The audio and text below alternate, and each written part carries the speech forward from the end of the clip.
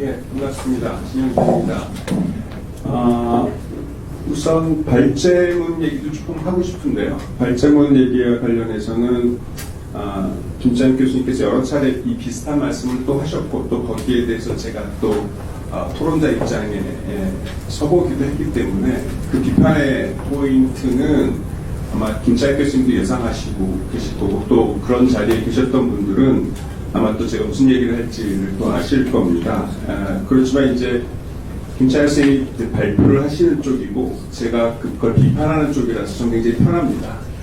거꾸로 되면 제가 힘들 텐데 저는 김찬욱 선생님이 여러 가지 이론이랑 주장을 하시면 저는 비판만 하면 되기 때문에 훨씬 가벼운 마음이긴 하고요. 그런 면에서는 김찬욱 선생님이 그런 그 비판거리를 제공해 주시는 거에 대해서 감사하게 생각합니다. 발제 부분하고 관련해서 제가 늘 이제 반복적으로 이제 좀 전적으로 동의하기 어려운 부분이 있다라고 얘기하는 건 이제 크게 두 가지인데, 하나는 이제 사람 중심이라는 개념이 이제 아까 인민 중심이라는 거에 저도 동의를 하면서 또 이제 조금 더 확장성을 가져야 되는 거 아니냐. 그래서 이제 인간 중심이나 인민 중심이 아까 얘기한 것처럼 우리가 다루는 주제가 정책이라는 것이고 또 그 대부분 인류를 대상으로 한 정책이기 때문에 어쩔 불가피한 부분이 있음에도 불구하고 조금 더 비판적으로 보고 또 조금 더 적극적으로 보면 이제 인간 중심에서 생태 중심으로 이제 더 발전된 논의들을 이제 해야 되는 거 아니야. 아마 생각하고 계실 거지만 이제 그런 부분하고의 개념적 혼돈이 좀 있다. 아마 그 생각이 있으실 거에도 불구하고 아까 플래너트리 헬스 얘기를 하시고 그렇기 때문에 그 문제에 대한 문제의식도 가지고 계신 걸 알고 있지만 그 얘기까지도 이제 마저 해주셨으면 좋겠다는 생각이 들고요. 또 이제 건강 레짐이라는 부분에서 제가 또 이제 비판했던 거는 건강이라는 개념 자체가 대단히 그 동의하기 어려운 부분이 존재하기 때문에 저는 이제 제가 밀고 있는 그러나 김찬욱 선생님의 건강 레짐보다 훨씬 더 이 대중성이 떨어지는 주장은 건강이라는 개념을 다시 이제 해체해야 되는 거 아니냐. 그래서 이제 제가 얘기했던 건 온존이라는 개념으로 다시 그 건강이라는 개념을 해체하고 다시 구축해야 되는 거 아니냐라는 거에서 가장 핵심적인 차이는 건강이라는 것들을 바람직하고 완벽한 상태로 규정하는 것들이 대단히 공리적이고 그 자체의 건강이라는 개념 자체가 문제가 있다. 그렇기 때문에 개념 자체를 재정의하는 것도 필요한데 개념 자체를 해체하는 것가 더 맞을 수도 있겠다라는 개념 얘기입니다. 그동안 했던 얘기 중에 그 두 가지를 놓고 보면 사실은 김찬욱 교수께서 얘기하신 이 자기 해체적인 그 비판적 접근에서 이 자기 해체적 논리가 가지는 장점도 있지만 단점은 그 자기를 완전히 해체시켜 놨을 때 거의 무방비 상태가 된다는 부분들에 대해서 우리가 어떻게 입장을 정리할 것이냐, 다소 무책임한 건 아니냐, 그런 부분들이 고민인 것 같습니다. 특히 한국 사회에서 너무 걱정하지 말라고 이렇게 얘기할 수도 있겠으나 그 현실 정치에서는 뒤에 얘기하겠지만 다른 사람들은 주류가 교체됐다 해서 이제 과거 이제 집권 세력이 달라져서 당장 이제 상당수는 지금 현재 대한민국의 주류와 이 비주류의 전환이 이루어졌다고 하는 이제 상황 판단과 생각을 갖고 있는 사람들 입장에서 보면 과거의 이 비판과 저항적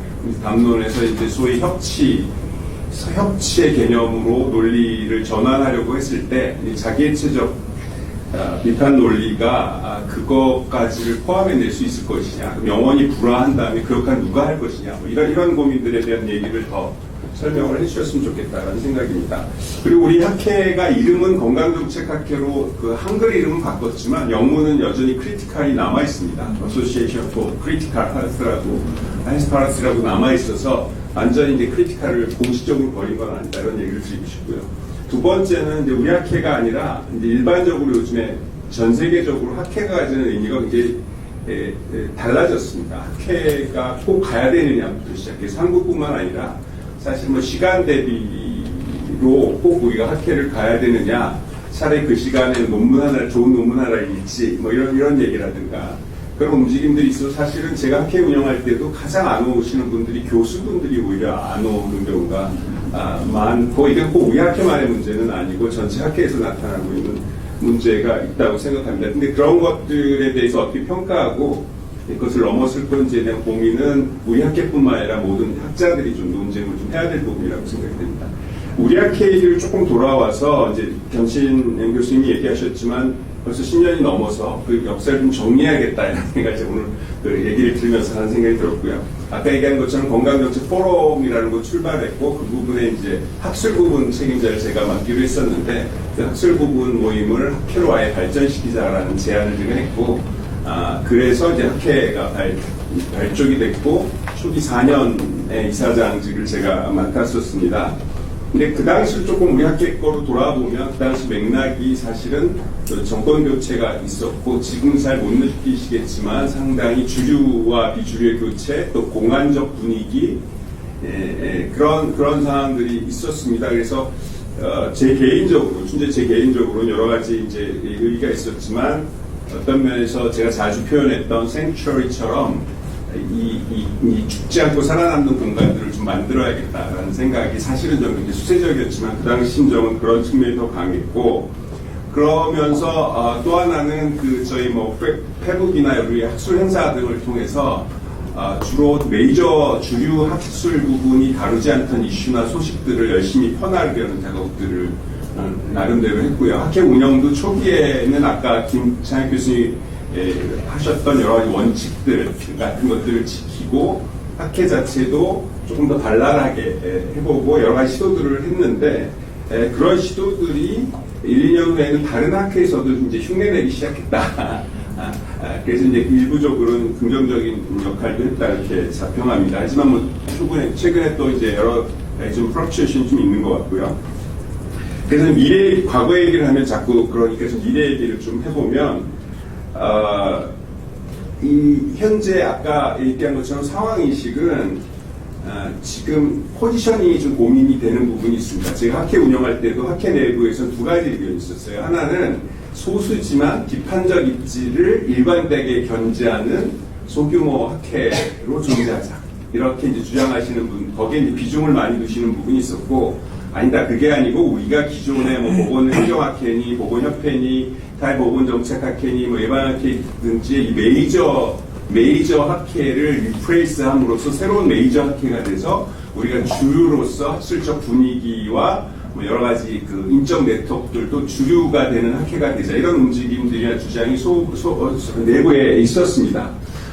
근데 그게 무슨 논의를 통해서 뭐 합의가 이루어졌던 건 아니고요. 그런 논의들이 정리되지 않은 상태에서 이제 현재까지 왔다. 그러니까 이건 앞으로도 내부적으로 입장 정리나 이제 회원들의 토론이 좀 있어야 될 부분인 것 같다. 그 부분의 핵심은 뭐냐면 이제 비판적 이론 개발과 정책 연구들을 했을 때 소위 현실적인 영토 내에서 아까 얘기한 것처럼 이 포괄할 수 있는 그 논의의 대상이 제한적일 수밖에 없는 부분이거나 주제도 제한적일 수밖에 없는 부분들이 있어서 아주 쉽게 얘기하면 상당히 그 소수의 비판적 그룹들의 학술적 공동체에서 성격이 더 강해질 가능성이 있고 또 그걸 포괄하는 그 대상자들이나 학생이나 젊은 세력들도 제한적일 수밖에 없다는 고민들이 좀 있는 것 같고 그걸 어떻게 해결할 것이냐 하는 부분은 아까 자기 해체적 논리, 자기 해체적 접근이 가지는 또 어떤 면에서 한계 비판도 될 수 있는 부분인 것 같습니다.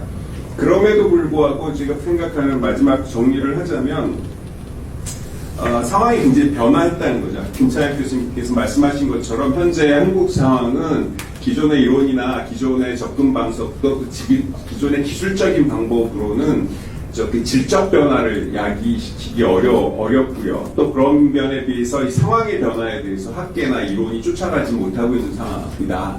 우리 상상력도 굉장히 제한되어 있고 그와 반면에 한국 사회가 대단히 견고한 제도의 틀로 포섭돼서 그 밖으로 벗어나기가 옛날보다 훨씬 힘들어진 상황이다. 이런 부분들이 공존하고 있는 것 같습니다. 그래서 대안은 잘 모르겠는데 조금 더 발랄하고 새로운 시도들이 이루어져야 된다는 거에 이제 저도 전적으로 동의하고요. 한 가지가 이제 결국 재생산이라는 표현이 적절할지 모르겠는데 이 소위 그 학문 영역에서의 선배와 선배 후배도 이제 굉장히 좋은 표현이 아닌데 어쨌든 그 뭐라고 해야 되나요? 그 단어도 잘 생각이 안 나는데 조금 더 긴 연륜을 갖고 있는 사람과 새로의 젊은 그룹들 간의 이 좋은 순환골이나 역할 부분들을 어떻게 만들어낼 것인가 하는 작업에 대한 게 매우 중요한데, 사실은 학회의 앞으로의 역할에 대해서는 그런 부분에서 분명히 역할을 해야 되지 않냐. 그러니까 학자들을 만나기 힘든 거예요.